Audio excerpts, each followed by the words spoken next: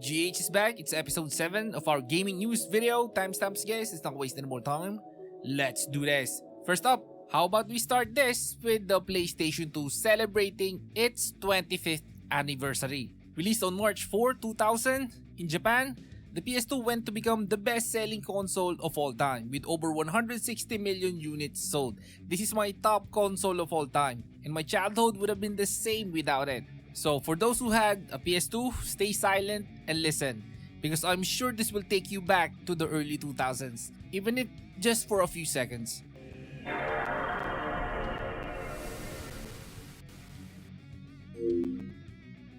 And next up, Steam has surpassed 40 million concurrent users for the first time. Valve's charts recorded 40 million users online at once, surpassing its previous record of 39 million in December. A decade ago, Steam had 8.9 million concurrent users, showing significant growth over time. Estimates based on past data suggest that Steam may now have over 221 million active monthly users, highlighting PC gaming's continued expansion compared to the relatively stagnant console market. And now, here is the release dates for March 6 to 11. Suikoden 1 and 2 HD Remaster releases on March 6 for PC, Switch, PS5, and Xbox One. The classic Konami JRPGs returns with HD visuals, improved animations, new sound effects, and added features like autosave and battle fast forward. Mainframes launches on March 6 for Switch and PC, a platformer that plays out entirely within the windows and desktop of a monitor. Ever 17, The Out of Infinity arrives on March 6 for Switch, PC, and PS4, a visual novel where players make choices that leads to multiple possible outcomes. Now, Never 7, The End of Infinity will be available on March 6 for Switch, PC, and PS4, another sci-fi visual novel from Kotaro Uchikoshi featuring a branching story with various endings. Parallel Experiment releases on March 6 for iOS, Android, and PC, a two-player co-op puzzle game where teamwork is necessary to survive a mysterious experiment. Split Fiction launches on March 6 for PC, PS5, and Xbox Series X and S, a cooperative action-adventure experience. Fragpunk arrives on March 6 for PC, PlayStation, and Xbox, a 5v5 tactical first-person shooter with a fast-paced gameplay and unique mechanics. Now, Hordes of Hunger will be available on March 6 for PC, a roguelike arena slasher where players battle endless waves of enemies. Do No Harm launches on March 6 for PC, a doctor simulator with a Lovecraftian twist where players diagnose and treat patients using cryptic medical procedures. Dragonkin: The Banished released on March 6 for PC, PlayStation, and Xbox, an action RPG set in a world corrupted by dragons where players choose a legendary hero class to hunt down dragonic creatures. Now, Sugarju Island, your cozy farm shop, launches on March 7 for PS5, Switch, and PC. According to this, it's a relaxing farm shop simulator with simple mechanics and a cozy atmosphere. Lost Lullabies, The Orphanage Chronicles arrives on March 7th for PC, a cooperative horror game set in the 1980s. Beyond the Ice Palace 2 will be available on March 10 for PC, PlayStation, and Xbox, a 2D action platformer with hidden areas, puzzles, and large boss battles. Craftcraft Fantasy Merchant Simulator launches on March 10 for PC, an RPG merchant sim where players craft and sell goods in a fantasy setting. Now, Rise of the Ronin releases on March 11 for PC, an open-world RPG set in the Bakumatsu period, where players choose their path between different factions, leading to multiple possible endings. Wonderstop arrives on March 11 for PC and PS5, a narrative-driven cozy game focused on change and tea. And there goes the release dates. Now here's the gacha revenue for February 2025. Pokémon TCG Pocket takes the top spot with 79 million, increasing from 67 million. Love in Deep Space drops to $49 million from $55 million. Dragon Ball Z Dokkan Battle jumps 9 places with 47 million, up from 22 million. Honkai Star Rail sees a decline to 46 million from 50 million. Now, Naruto Mobile falls to $30 million from $47 million. And then Genshin Impact takes the biggest hit, dropping from $99 million to $26 million, losing 5 spots in the rankings. Next news we have is EA has open sourced the source code for 4 Command & Conquer games: Command & Conquer Tiberian Dawn, Red Alert, Renegade, and Generals. These have been added to EA's GitHub page under the GPL license, allowing modders in the game restoration community to work with the code, though the game's assets and cinematics remain proprietary. This follows EA's 2020's release of the Command & Conquer Remastered Collection source code, but unlike that, these new releases contain the original unaltered code. Additionally, Electronic Arts has introduced Team Workshop support and a modding support pack for games using the Sage engine, including Renegade, Generals and Zero Hour, Tiberium Wars and Kane's Wrath, Red Alert 3 and Uprising, and Tiberian Twilight. These resources aims to streamline modding and map creation. To accompany the announcement, EA also shared a 35-minute video featuring early development footage of Renegade and Generals. And if you watched the recent Pokémon Presents, a new PvP-focused game called Pokémon Champions was announced for Switch and mobile. It allows players to battle using Pokémon from older games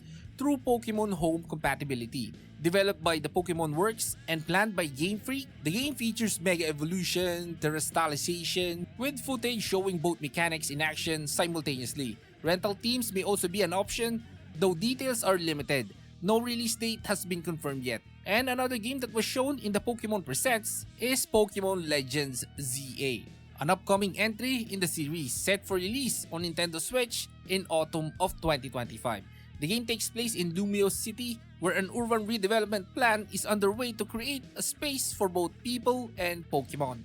Players will choose a partner Pokemon from Chikorita, Tepig, and Totodile and explore the city. Pokémon Legends ZA introduces a new combat system with real-time controls for trainers and Pokemon, a first for the series. And here is some news from Japan. Geo, one of the country's largest video game retailer, is launching a PS5 rental service starting February 28. Gamers can rent a PlayStation 5 from 400 Geo stores across Japan with the fee of 980 yen or 7 USD for 7 nights and 8 days, while a 14-night rental costs around $12. The service provides an option for those wanting to try the console or its exclusive games without committing to a purchase, as well as for users needing a temporary replacement during repairs. The timing coincides with the release of Capcom's Monster Hunter Wilds, a major title that has driven PS5 sales in Japan. While other PS5 rental services exist, Geo's offering is notable for being one of the most affordable and coming from a trusted retailer. Will this work outside Japan?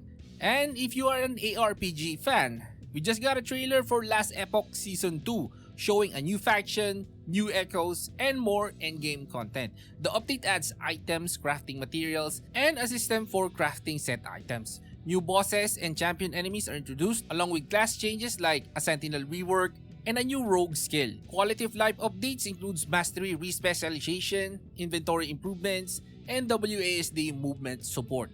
Twitch drops, new supporter packs, and a hype week starting March 24th were also announced. And here is the free game of this week, Mages of Mystralia, an action-adventure game by Borealis Games. You can get it in the Epic Game Store. And just a reminder that S4 League OBT pre-registration is now live and players can now sign up, and there are exclusive events available. Slots are limited, so those interested should register as soon as possible. And next up, Valorant just showed an agent trailer a few days ago, revealing Wiley as the 28th agent. She comes with a strong movement ability called Light Speed, which allows a double dash, with the first dash capable of launching her into the air. It appears faster than Jet's dash and covers a large distance. Wiley's follows Tejo's recent release and has a simpler design, likely to balance her high mobility potential.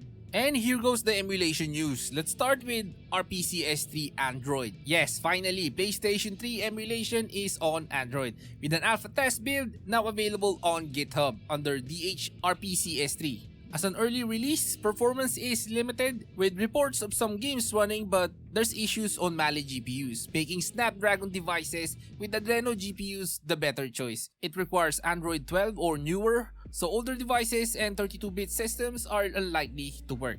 Since this is just a test build, only high-end devices may handle it well, and users should keep expectations realistic. And now here is some progress report for the PlayStation 2 emulator Play. New verified playable games include Blood Will Tell, Tezuka's Osamu's Dororo, Stretch Panic, Mizuhiro, The Bard's Tale, The Sopranos Road to Respect, Dynasty Tactics 2, Franklin's Turtle, and Dragon Quest VIII. There are also small optimizations being worked on, particularly on the VU, to improve performance when rendering is the bottleneck. And in other news, Zenless Zone 0 version 1.6 teaser reveals the update Among the Forgotten Ruins. Launching on March 12, proxies will compete against multiple factions including Mockingbird in an auction for an artifact tied to the Secrets of Sacrifice. The update introduces new and returning agents, along with challenges in Battlefront Purge, Shadow Operation, and a third-person sniper mode. Events will also provide rewards including a playable agent. And leave a like before you go. This is Gaming Hardcore. See you on the next one.